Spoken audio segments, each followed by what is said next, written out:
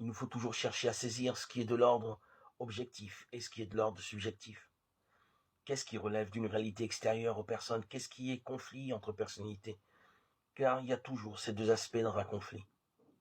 Il y a les éléments subjectifs et émotifs, et il y a des éléments objectifs du désaccord.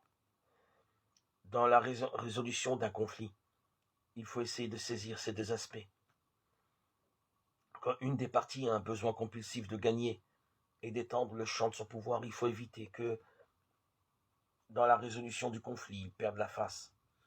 Chacun doit avoir l'impression d'avoir gagné quelque chose et découvrir qu'il y a plus de profit et de bien-être dans la coopération que dans la guerre. Sinon, l'un ou l'autre continuera le conflit. Il faut du temps pour comprendre les éléments objectifs d'un conflit, car souvent on donne au même mot des sens différents. Les conflits entre les différentes églises chrétiennes ne sont pas seulement d'ordre émotif, il y a aussi des théologies et des interprétations de la Bible différentes.